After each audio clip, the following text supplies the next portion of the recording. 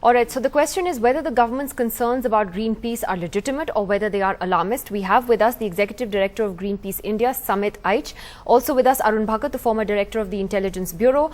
Kavita Krishnan, well-known activist, is with us tonight. Nalin Kohli of the BJP as well. Nalin Kohli, let me ask you first. Why is Greenpeace in particular being singled out in this way? They claim that this is a witch hunt. They've been doing work for years, not just in this country, but all over the world. And there are many who believe that the IB report is a little over the top. Why Greenpeace? Well, I mean, honestly speaking, there must be something in the report. It's an IB report. And I think we should take it at face value for now. Second is, as in any field, and I don't mean it at all, it could be politicians, could be doctors, engineers, media person or activists. There are good people, there are people who may not be doing work as per rules, as per systems, as per intent. So I'm not saying that about Greenpeace. So I'm saying we shouldn't even read it as a witch hunt. That's a rather wide statement. With regard to coal, what I read in the papers is that India does have one of the largest coal reserves and we are energy challenged. And we do not have supply of coal also for various reasons, government reasons. There are activists also who are involved in the process and have stalled movement of coal. So in terms of that, to check whether is there an agenda to it, outside. It may not even be intentional. It may also be happening as a byproduct to their own independent work of an organization. But groups do have a right to dissent. Certainly, and I don't think anyone is challenging that right. If we can have monitoring of everything, I mean all our transactions by income tax, everything. If the Reserve Bank of India or if the Foreign Contributions Regulation Act, if they're taking an additional thing to keep track of something, let it be. Okay, if so they are above board, my last sentence. Yeah. If they are above board and why within worry about it? why would they worry? So Samit, okay, so you have to go through another procedural roadblock in a sense, or it's another procedure, another pain that's added to all the work that you have to do. Why is that a problem? I mean, if it's something that will make things more transparent, Nalin Kohli says, why is that a problem? Let me just put this in perspective, Nidhi. I think first let me frame it properly. This is a malicious attack on Greenpeace. It's absurd. We haven't seen after 8 days, the first time when the so-called report was leaked, we haven't got any idea what this report is. There's no communication formally from the government. I think this is really absurd and I think needs to be condemned in the strongest words. Having said that, I think there are 3 questions I want to ask. What is the intention of this attack? Who is behind this? The second question I want to ask is, why is media being used as a platform for this communication when we have written to the Home Minister 7 days back, the second day since the controversy broke out, and we haven't got any communication at all?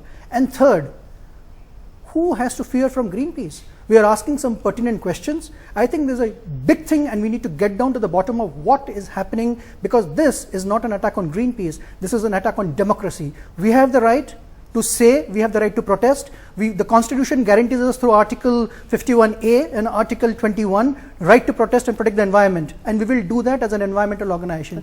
I think we need to get down to the detail. I agree with Nalin when he says that anything which is wrong or legally incorrect needs to be corrected, but that's not only true for NGOs. I would open it up and say that's true for everybody, political parties. But if you need a case, okay, I completely agree with you on every principle that you've listed out there, but if you need a case-by-case clearance for the foreign funds that you get, which is what this order seems to then indicate, why is that such a bad thing? The question is, what is the root of this entire issue? Right? You're saying intention. Intention is questionable because 2007, when Greenpeace was given the permanent FCRA registration, we were given based on the MHA. We didn't go and ask for it. It came to us when we applied for it. So if somebody is making a U-turn on that, I want to understand what is the intention of the U-turn. Which means that all your funds in any case are being monitored. Absolutely. Through the FCRA. The MHA knows about it. We file, we file our... Just very fast. One is, of course, let's really not get into this. He's made some very strong points. Sure, that's what I'm saying. Malicious and an attack on democracy. That's what I'm saying. Let's keep the adjectives out for a moment. Let's get down to the question here. I mean, I can say, and I'll say it with absolute authority, not everything that's happened in the last government has been done well. I can talk of UID, I can talk of other things. Possibly, even if there's a relook at something, that doesn't necessarily mean the intent is bad. The constitutional rights of Mr. Aich and me or you or anyone else are identical. Nobody's even challenging anyone's this. Third is to just, look at it as an attack on democracy. I think in a democracy, if systems are being established and if the questions are being raised, why this whole thing about that it's a fundamental attack back on democracy?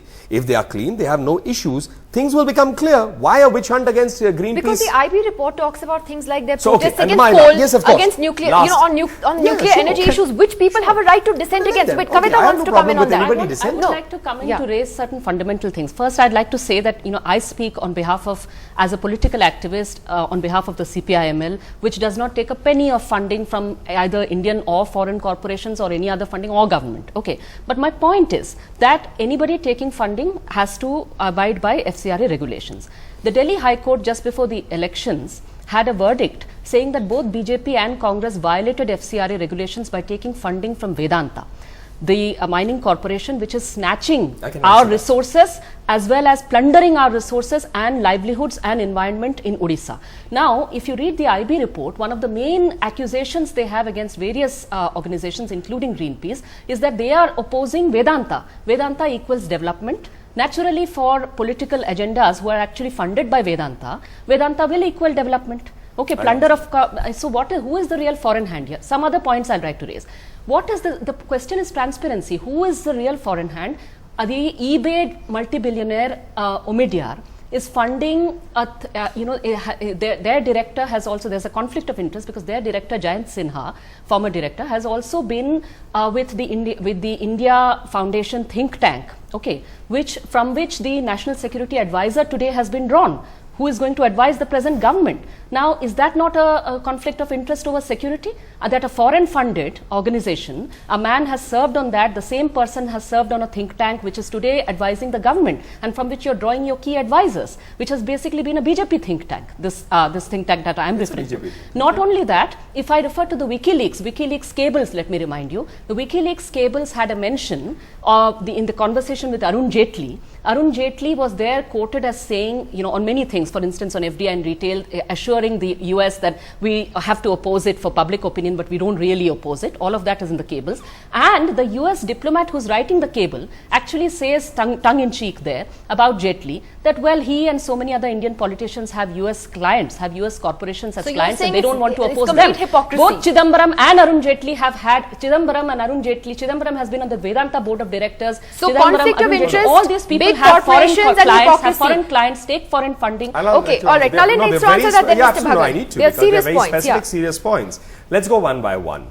As far as the CPIM ideology towards development or towards ML, anyway, as far as the entire leftist, including the extremes of the left thinking is, if their ideology is there, we can shut down every factory in the country and we can go back to state funding of everything. So, I mean, we can disagree on those principles, and I don't see it anywhere active in many parts of the world.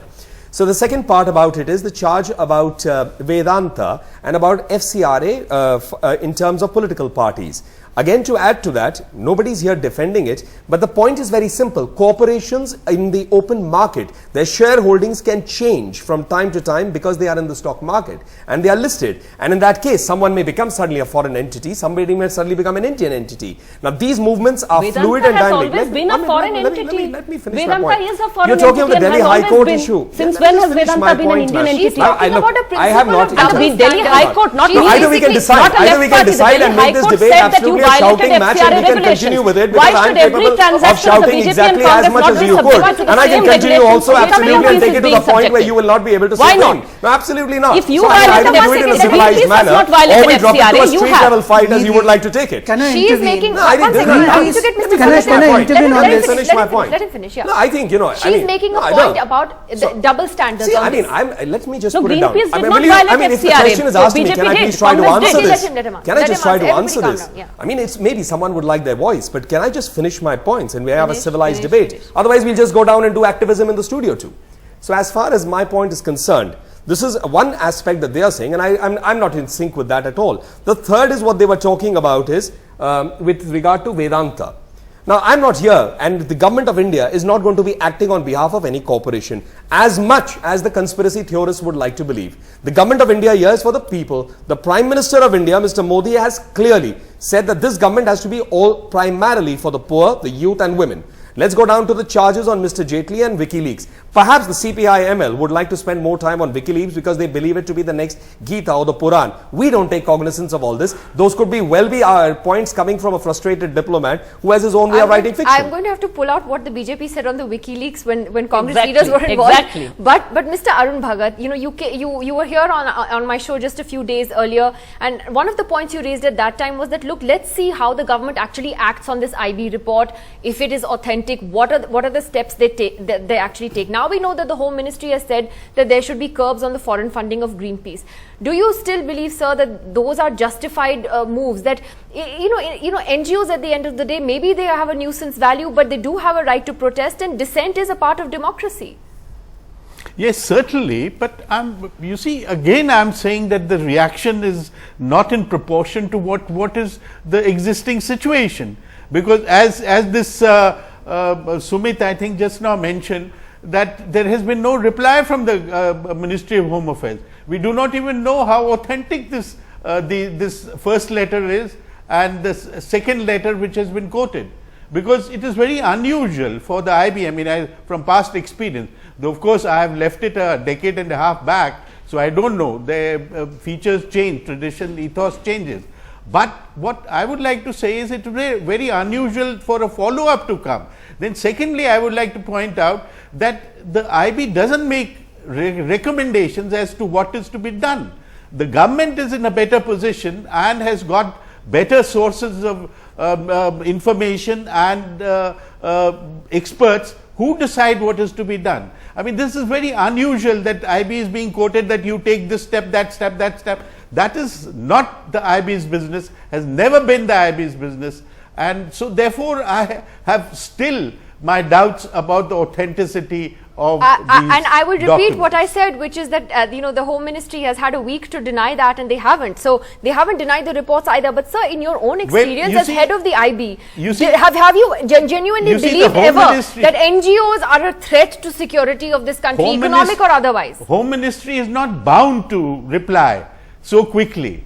They have their they other can always issues. deny the media reports. This has been front page news. It's been debated on television. They can always say this is nonsense. It is their choice whether they want to debate. No, you may Why? say that they are you wrong. would deny a falsehood. You may say that they are wrong, but you cannot force them to come out and say what the position is. They are probably waiting to take action whenever and if they find it is necessary. Okay, that is what I am saying, that the reaction is totally out of proportion. Is your reaction disproportionate? Absolutely not. The reputation of a reputed organization like Greenpeace, which works across the world, known as an environmental activist organization, has been tarnished in the biggest possible manner. I want to ask the question, whose business is this if it is not the business of the government?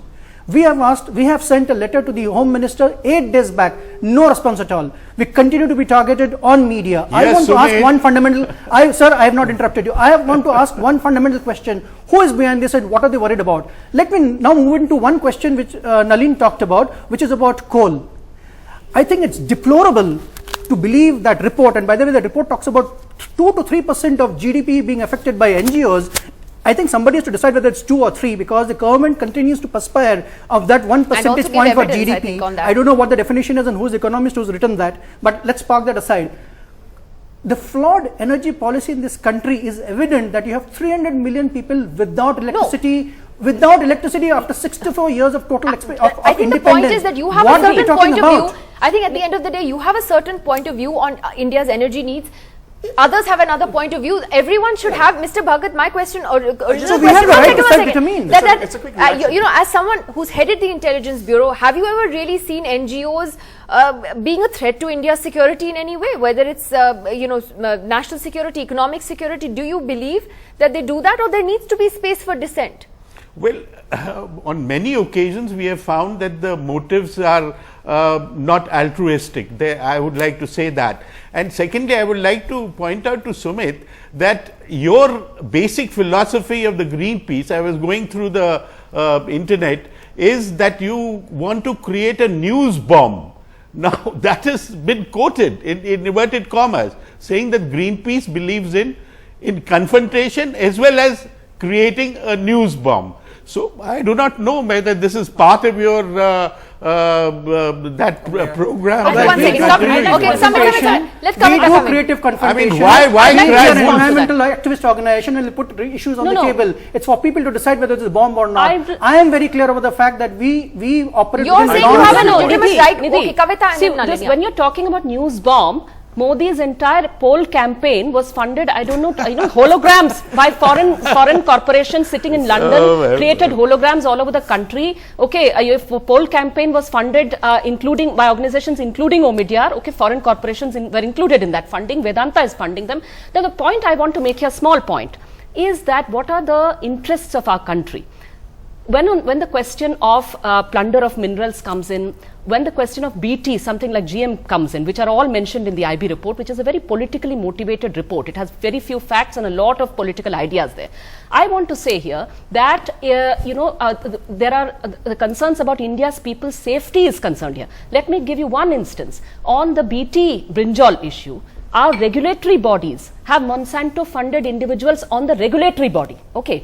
When it comes to food safety, by companies like Nestle and Pepsi and so on, the regulatory bodies have been found by the Supreme Court to have members funded by these same corporations, foreign corporations, on India's regulatory bodies. Absolutely. This is a regular phenomenon. This is in every single regulatory body on all of this. To protect from this, you need voices. And those will include NGOs. Those will also include completely non-funded organizations. Civil society. The IB report is a deliberate attempt to tarnish. Why are people getting Let defensive? Nalin Local respond. NGOs. You made a very direct accusation about the campaign also. Nalin needs a chance to respond to that. Of course. Yes. I'll go one by one. Yes. I think the first point is about activists. Certainly they are important in society. Who's trying to ban the activists? I think that's an overreaction. Second is Mr. Samit raised 3 points. He spoke about, 8 days. It's almost as if, the government is just waiting to respond to the first letter that came from Greenpeace. You'll get a response. You've written to it. I think all of us deal with various organizations. We sometimes from private organizations. Hold on. Greenpeace has been on the Samit, screens again we are there. for the last hold 8 on. days. We are Mr. Samit, demanding... again, Samit. I mean, we can keep our Where's the activism outside the transparency? Where's the studio. democracy? If you want, I can go into the activist mode too. We've all been activists in our Why do youth you days. say that with disdain? What is activism? No, because I think every time I try to keep quiet and listen with decency. So you're saying activists make noise? Well, that's what they're doing every time. I'm saying it unfair. absolutely. No, it's not fair to me. Uncomfortable. No, I'm not. Okay, let him finish. For You people. may call it uncomfortable. I'm That's not right, that's where uncomfortable. discomfort is coming from. That's Okay, your let him finish, assessment. yeah. And I'm being disdainful of it because, you're trying to provoke me. So let's go next by one. This 8-day thing, I think it's a non-issue. You're trying to make an issue of something that doesn't exist. Right. Third is about reputation. I think now Greenpeace is, coming up with something new. Their reputation is greater than the government of India's reputation. So no, we are Greenpeace, our reputation at stake. Wait, hang on. If you're doing something right, good for you. If you're doing something wrong, it'll come out. The fourth point is FDI in this country has every sort of regulation and scrutiny. 5,000 laws probably work on it. Foreign funding, you just go to the FCRA Act and get a clearance from the RBI,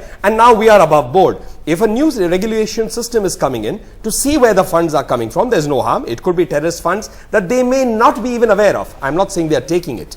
The second point is, it is also about where is the fund going for. Is there an altruistic thing, which may be good of activism, and there may not be. So what's the big problem about that? The last is about the ma'am was making a point about Mr. Modi's campaign. I think really my answer to that is, of course, they have a problem with the BJP and this. The name of the organization is Marxist, Maoist, Leninist. No, it's Marxist, well, I mean, Leninist. Marxist, Leninist. As far as IB Mr. must have Lenin been is there, misinforming we've you, seen sir. what's happened to that ideology. Marxism is also a dying ideology. Yeah, I mean, they need to recognize the sun is rising in a different path to simply where we see asking, it. did or did not the Delhi High Court say that Come you're in on. violation Yeah, of FCRA? I BJP well, is I in answered violation that. of I FCRA. Did answered it say that? I answered that. Section in my 73, answer. You didn't answer. Section 74. Greenpeace hasn't violated No, we FCRA. can agree BJP to has. disagree. Congress We has. can agree to All right, disagree. once Why should their everybody- funds No, we not can be? agree to Why disagree. should election campaign funding not No, be we We can understood? agree to It might well, disagree. It should yes. generally So be what's the the problem with principle in that? this country, Yeah, which, so what's the problem which is the with that? question that is raised. No, Mr. because she made it personal on Yeah, Mr. Modi and his campaign. Yeah, so and you responded